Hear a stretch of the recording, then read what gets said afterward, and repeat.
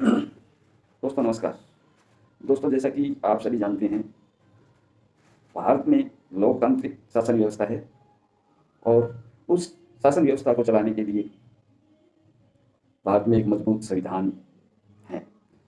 हमारे संविधान की पालना करवाने के लिए एक सर्वोच्च न्यायालय है। भारत एक राज्यों का समूह है जिसके लिए राज्यों को जो अधिकार दिए गए हैं उनके लिए एक राज्य सूची बनाई गई है और भारत के सत्ता चलाने के लिए एक संघीय सूची विद्यमान है। संघीय सूची में भारत सरकार के जो अधिकार हैं, जो कानून हैं, वो सभी संघीय सूची में दर्शाए गए हैं। राज्य सूचियों में राज्य के अधिकार दर्शाए गए हैं। यदि किसी बात को लेकर संघ और राज्य में टकराव होता है या किसी तरह की कोई और समस्या पैदा होती है तो उसके लिए हमारा सर्वोच्च न्यायालय निर्णय देता है। जो भी सर्वोच्च न्यायालय की तरफ से निर्णय आता है उन्हें समवर्ती सूची में शामिल कर लिया जाता है। कुल मिलाकर कहा जाए तो यदि राज्य के जो अधिकार हैं, आपात स्थिति में यदि केंद्र उन पर अपने अधिकार लागू करता है तो आफ्टरऑल संघीय अधिकार ही मान्य होते हैं। जैसे किसी राज्य में आपात स्थिति पैदा हो गई हो और वहाँ राष्ट्रपति शासन की व्यवस्था करनी पड़े तो उस जगह पे केंद्रीय सरकार के अधिकार लागू हो जाते हैं। हमारे देश में लोकसभा के अलावा एक राज्यसभा होती है। लोकसभा में पूरे भारतवर्ष के राज्यों से एक अनुपात में सांसद चुन के राजधानी दिल्ली पहुंचते हैं और एक राज्यसभा होती है जिसमें लगभग 250 सदस्य होते हैं। इनमें से एक छोटे अनुपात में राष्ट्रपति द्वारा नामित कुछ सदस्य होते हैं। शेष राज्यों की विधानसभाओं में जिस दल के जितने विधायक हैं उसके अनुपात में राज्यसभा के लिए सांसद चुने जाते हैं। यदि किसी संविधान में संशोधन करना हो या कोई नया कानून बनाना हो उसके लिए सर्वप्रथम कार्यपालिका एक मसौदा तैयार करती है। उसके पश्चात उसमें आम राय से या वोटिंग के द्वारा लोकसभा में उस विषय को पास किया जाता है। उसके पश्चात उसे राज्यसभा को भेजा जाता है। राज्यसभा में भी 2/3 बहुमत के द्वारा जब वो विषय पास हो जाता है उसके पश्चात उसे भारत के राष्ट्रपति के पास हस्ताक्षर के लिए भेजा जाता है। राष्ट्रपति के हस्ताक्षर होने के पश्चात वह देश के लिए एक कानून बन जाता है। इसी प्रकार किसी प्रकार का संशोधन संविधान में करना हो तो 2/3 बहुमत से ही सर्वप्रथम लोकसभा में पास करवाना पड़ेगा। उसके पश्चात राज्यसभा में 2/3 बहुमत से, उसके पश्चात उसे राष्ट्रपति के पास भेजा जाएगा। यदि किसी भी परिस्थिति में किसी भी विषय पर कुछ विवाद होते हैं तो उनका निपटारा करने के लिए स्वतंत्र सर्वोच्च न्यायालय हमारे पास है। इन राज्यों में, केंद्र में, सर्वोच्च न्यायालय में किसी प्रकार का विवाद नहीं पैदा हो इसलिए इनकी एक सीमाएं निश्चित की गई हैं ताकि कोई भी एक दूसरे की सीमाओं का अतिक्रमण नहीं करे। इसी प्रकार जब केंद्र में सरकार का चुनाव करना होता है तो उसके लिए एक चुनाव आयोग की स्थापना की गई है। चुनाव आयोग एक स्वतंत्र संस्था होती है जिसमें एक सत्ता पक्ष, एक विपक्ष और एक सुप्रीम कोर्ट के मुख्य न्यायाधीश 3 सदस्य होते हैं। उनके द्वारा चुनाव आयुक्त की नियुक्ति की जाती थी। मेरा कहने का तात्पर्य ये है, अभी पिछले दिनों भारत में भारतीय जनता पार्टी का शासन चल रहा है जिन्होंने संविधान के लिए एक बहुत ही पेचीदा निर्णय लिया है जो आम जनता के अधिकारों का हनन करता है। वह संविधान के विपरीत जाता हुआ दिखाई देता है, जिसमें उन्होंने सरकार के 2 सदस्य और एक विपक्ष का सदस्य, 3 सदस्यों को बहुमत से चुनाव आयुक्त की नियुक्ति के अधिकार दिए हैं। तो इससे स्पष्ट होता है कि यदि किसी भी विवाद की स्थिति में निर्णय वही मान्य होगा जो केंद्र सरकार के द्वारा जिस व्यक्ति को चुनाव आयुक्त बनाना है। उसमें विपक्ष का केवल एक ही वोट होता है जबकि सत्ता पक्ष के 2 वोट होते हैं। यह मामला शायद अभी सुप्रीम कोर्ट में विचाराधीन है, लेकिन हम इस सब्जेक्ट पे अभी नहीं जाएंगे। हमारे देश में 1947 के पश्चात कई सरकारें आई और चली गई। सच कहें तो लगभग लंबे समय तक भारतीय कांग्रेस पार्टी का ही शासन हमारे देश में लागू रहा। देश ने इस समय के दौरान कई युद्ध झेले, जिसमें पाकिस्तान के साथ 2 युद्ध, एक चाइना के साथ और छोटी बड़ी मुठभेड़ें जो चाइना के साथ और पाकिस्तान के साथ लगभग होती रही। तो देश ने वैसे देखा जाए तो तरक्की तो खूब की, लेकिन देश की इकोनॉमी ज़्यादा पावरफुल नहीं हो पाई, क्योंकि संसाधन हमारे पास कुछ कम थे। जो हमने पैदा किए वो हमें एक लंबी लड़ाई में काफ़ी नुकसान उठाना पड़ा।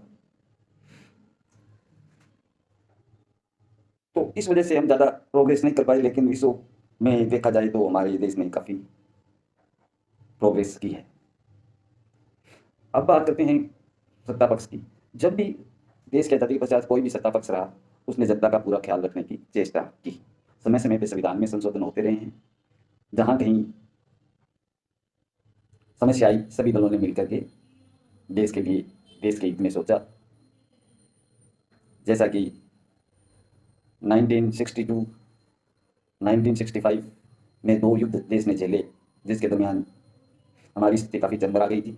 सर्वप्रथम तो हमें अमेरिका से गेहूं का आयात करना पड़ता था, लेकिन हमारे एक वीर प्रधानमंत्री श्री लाल बहादुर शास्त्री जी ने हरित क्रांति के लिए देश के प्रबुद्ध कृषि वैज्ञानिकों को बुलवाया, और जिनमें श्री स्वामीनाथन महत्वपूर्ण सदस्य थे। उनके द्वारा विदेशी बीज या कुछ और बदलाव के द्वारा देश में वो बीज लगाए गए। जो बीज हमारे कृषि वैज्ञानिकों ने उनको सुझाए थे या कहीं से बाहर से मंगवाए थे, उसको लगाने के लिए सर्वप्रथम देश में कोई भी राज्य तैयार नहीं था, लेकिन पंजाब और पश्चिमी यूपी के किसानों ने महत्वपूर्ण योगदान दिया। उन्होंने इस बीज को अपने खेतों में लगाया, जिससे बम्पर मात्रा में गेहूं इत्यादि की फसलें हुई। इसलिए किसी भी प्रकार का यदि कोई किसानों के खिलाफ बिल आता है या कोई किसानों के हित के खिलाफ कोई बात होती है, तो सर्वप्रथम पंजाब, हरियाणा, जो पश्चिमी यूपी के किसान लोग दिल्ली में एकत्र होते हैं, क्योंकि सर्वप्रथम हरित क्रांति के जनक यदि कहा जाए तो पंजाब के लोग ही महत्वपूर्ण भूमिका इन लोगों ने निभाई थी। अब आते हैं हम सत्ता में बदलाव की बात करते हैं।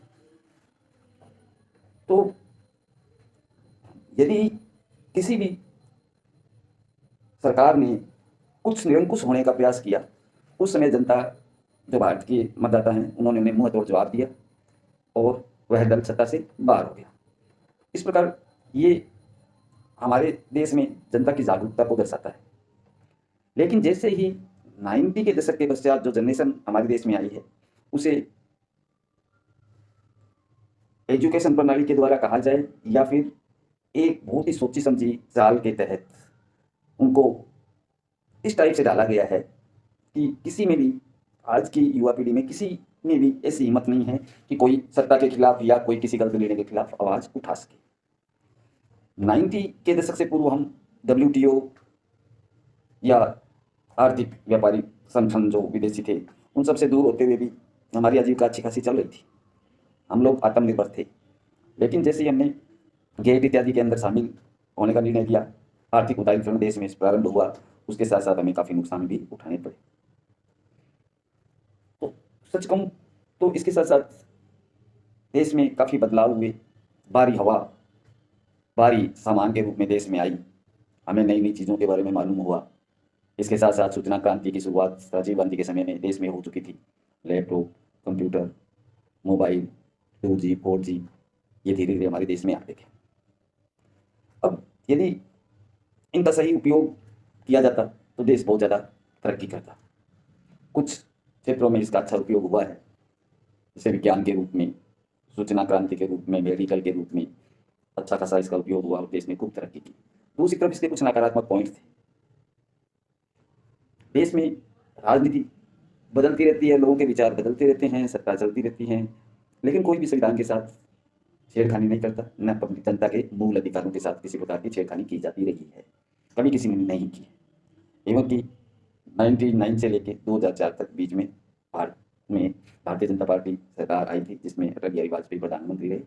उन्होंने बहुत ही अच्छे अच्छे डिसीजन लिए, जैसे उसके पश्चात हमें जो घरेलू गैस है वो भारी मात्रा में सस्ती दरों पर उपलब्ध हुई, डाटा है, मोबाइल डाटा, बात करने की सुविधाएं बहुत सस्ते दामों पे हमें मिली। फिर भी किन्हीं कारणों से इंडिया साइनिंग का नारा दिया था उन्होंने, लेकिन सत्ता से भारतीय जनता पार्टी बाहर हो गई। उसके पश्चात लगातार 2 बार यानी 2013 तक कांग्रेस की सरकार ने देश में गठबंधन के द्वारा शासन किया। उसमें देश के प्रधानमंत्री डॉक्टर मनमोहन सिंह थे, अच्छे खासे निर्णय लिए गए, काफ़ी देश में विकास किया। तभी 2013 लास्ट में भारतीय जनता पार्टी का एक तरह से पुनर्जन्म होता है, गुजरात लॉबी जिसमें हावी होती है, और जो पुराने नेता हैं उनको धीरे धीरे करके साइड लाइन किया जाता है, और जो उस समय गुजरात की लॉबी के मुखिया होते हैं वो गुजरात के मुख्यमंत्री श्री नरेंद्र मोदी होते हैं।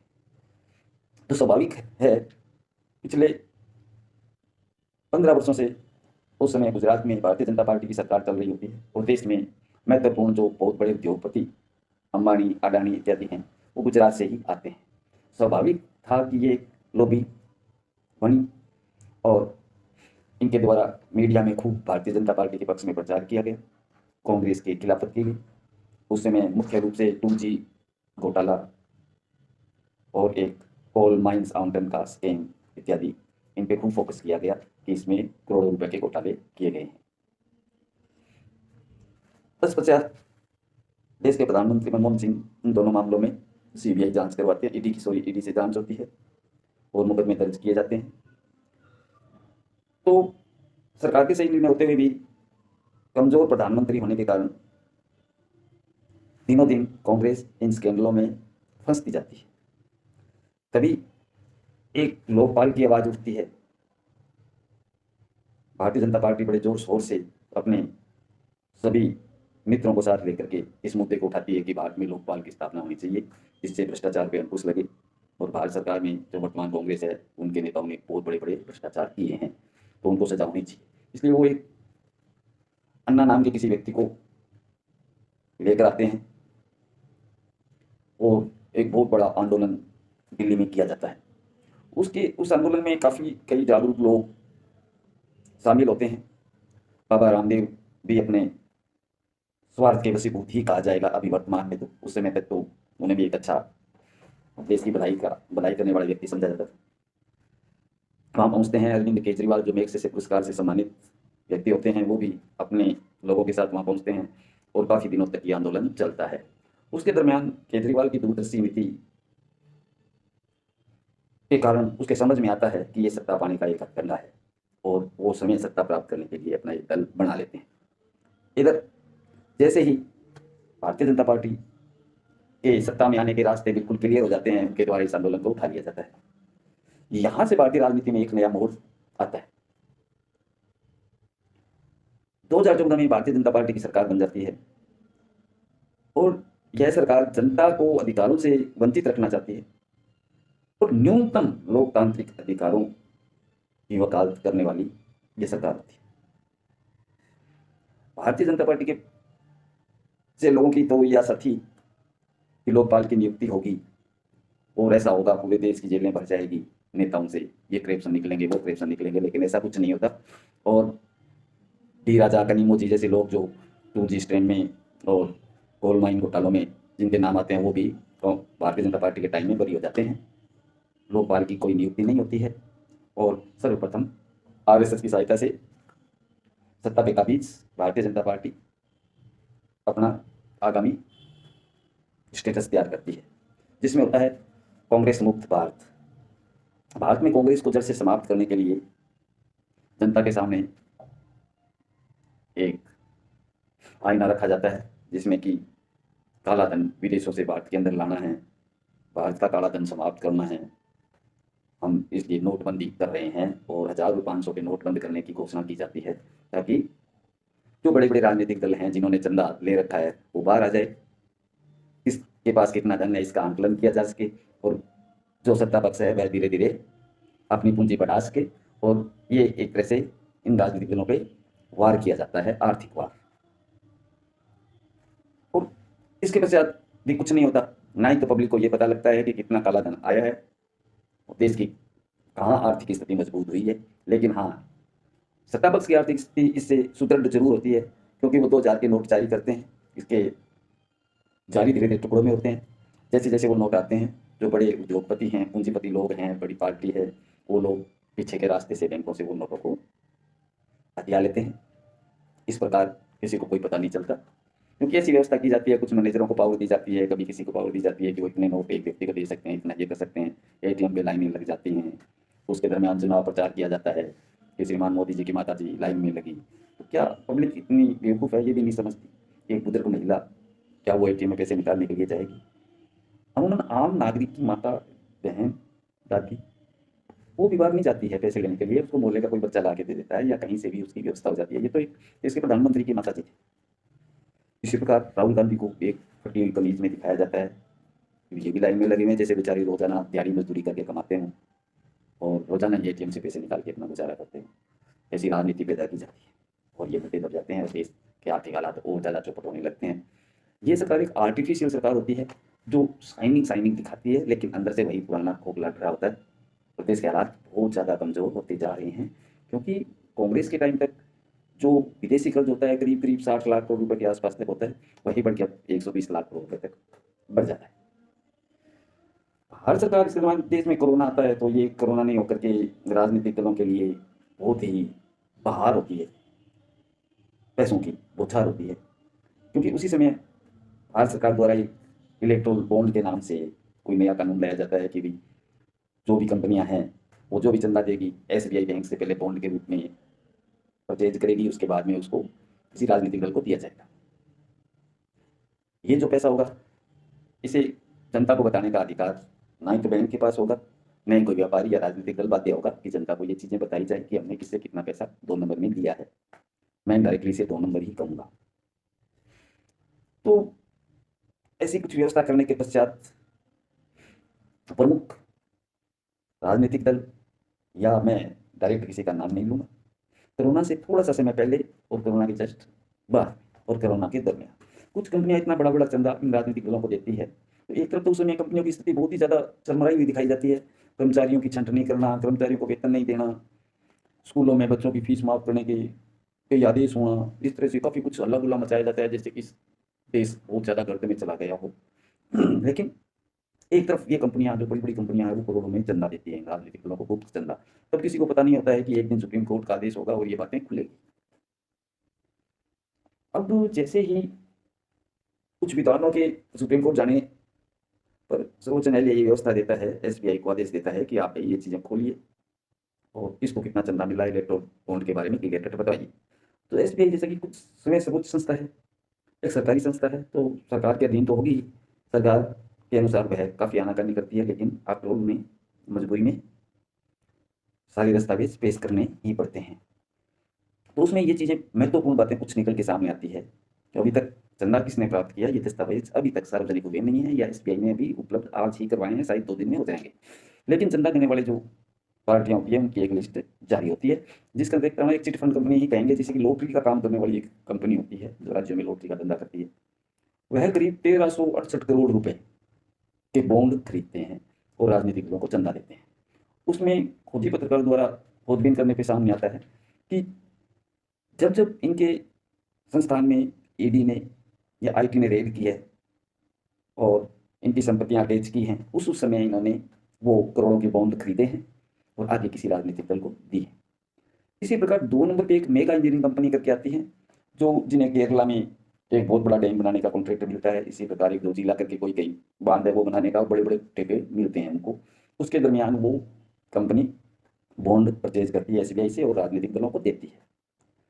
इस तरह से वेदांता ग्रुप हैं, सीरी साई करके एक ग्रुप हैं, और एक हल्दिया पावर करके हैं। ऐसे करके 20 कंपनियां जो कतार में हैं, जिनमें से या तो किसी अप्रोक्स रूप से जहाँ उनको फायदा पहुंचाया जा रहा है उसमें वो बॉन्ड परचेज कर रही हैं, या उनके ईडी, सीबीआई, आईटी संस्थान इत्यादि की कोई रेड हो रही है, उसके दरमियान 5-10 दिनों में, 15 दिनों के दरमियान वो ये चंदे के रूप में बॉन्ड, करोड़ों रुपए के बॉन्ड खरीदते हैं और ये बॉन्ड राजनीतिक दलों को दिए जाते हैं। अब मैं ये क्लियर रूप से नहीं कहना चाहता कि ये कौन लोग हैं जिन्होंने ये चंदा इतना प्राप्त किया, वो 2-4 दिन में सारा सार्वजनिक हो जाएगा। लेकिन एक आश्चर्य की बात है, चलो सत्ता पक्ष को बहुत मात्रा में चंदा मिला है, लेकिन दूसरी बात ये समझ से बाहर है, करीब 1600 करोड़ के आसपास ये जो बॉन्ड हैं वो तृणमूल कांग्रेस को प्राप्त होते हैं। एक ही राज्य में जिस पार्टी की सत्ता हो, उन्हें 2 नंबर पे वो पार्टी चंदा लेने के रूप में आना एक बड़ा ही बेहद आश्चर्य व्यक्त करता है।